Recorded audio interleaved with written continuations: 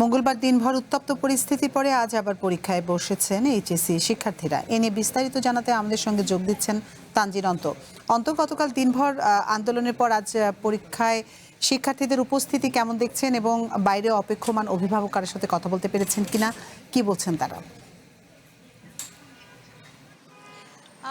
আতিফা, যেভাবে বলছিলেন যে গতকাল দিনভর কিন্তু পরীক্ষার্থীরা আন্দোলনে নেমেছে এবং তারা দিনভর আন্দোলন করেছে। দিন শেষে তারা বলেছে যে আজকের পরীক্ষাটি যদি স্থগিত করা না হয় তারা পরীক্ষার পরে আবারও আন্দোলনে নামবে। আমি এখানে বেশ কয়েকজন অভিভাবককে দেখতে পাচ্ছি, অর্থাৎ তাদের দেখেই বোঝা যাচ্ছে যে অনেক পরীক্ষার্থী কিন্তু এবার পরীক্ষায় অংশ নিয়েছে। যেটুকু বলতে চাই যে সকাল 10টায় পরীক্ষা শুরু হয়েছে। পরীক্ষার কেন্দ্রে কিন্তু অনেক পরীক্ষার্থী এসেছে পরীক্ষা দিতে। তবে এখানে যারা অভিভাবকরা রয়েছে তাদের কণ্ঠে কিন্তু ক্ষোভ ঝরছে যে শিক্ষামন্ত্রী কেন পরীক্ষা স্থগিত করেননি এবং কেন তাদের জন্য আবারও পরীক্ষার ব্যবস্থা করা হচ্ছে না। আমি কয়েকজন অভিভাবকের সঙ্গে একটু কথা বলতে চাই। একটু আপনার সঙ্গে কথা বলবো। এই যে পরীক্ষা জলাবদ্ধতার মধ্যে পরীক্ষা নেওয়া হয়েছে এবং পরীক্ষার্থীরা আন্দোলনে নেমেছে, আপনি কি বিষয়টির সঙ্গে একমত কিনা, আপনি কি বলবেন? হ্যাঁ, আমি একমত, অবশ্যই একমত।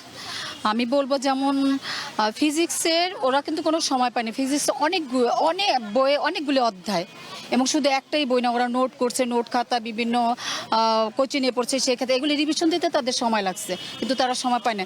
আমি এইটুকুই বলবো, মাননীয় শিক্ষামন্ত্রীও একটা সময় স্টুডেন্ট ছিলেন, তার একটা বাংলা রচনা মুখস্থ করতে তার কতক্ষণ সময় লাগছে? আমার কাছে তার কাছে শুধু এইটাই প্রশ্ন।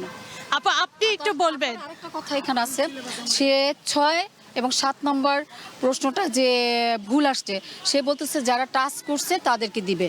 হ্যাঁ, আমি বলবো তাদেরকে নাম্বারটা সে নাকি দিবে। আমি বলবো সবাইকে জানি দেওয়া হয়। আর এদের বাচ্চাদের যে খাতা জানি ওইভাবেই দেখা হয় যাতে বাচ্চাদের ভবিষ্যৎটা যেন নষ্ট না হয়। কারণ এই বিগত 15 বছরের মধ্যে বোর্ড পরীক্ষায় যে প্রশ্নগুলি আসে হয়তো একটু ঘুরাই দিতে পারতো, আঙ্গিকটা তো ওইটা থাকতো, তাই না? জি, আপনাকে ধন্যবাদ। আপনাকে আবার এই বছর যেমন আমাদের বাচ্চাদের ফুল সিলেবাসের উপর পরীক্ষা হচ্ছে, সেটাও মাননীয় শিক্ষামন্ত্রীর দেখা উচিত। জি জি যে শুনছিলেন যে অভিভাবকদের কণ্ঠেও কিন্তু ক্ষোভ ঝরছে। গতকাল কিন্তু পরীক্ষার্থীরা বলেছেন যে আজ পরীক্ষার শেষে তারা আবারও আন্দোলনে নামবেন এবং শিক্ষা মন্ত্রণালয়ের দিকে তাদের লং মার্চ যাবে।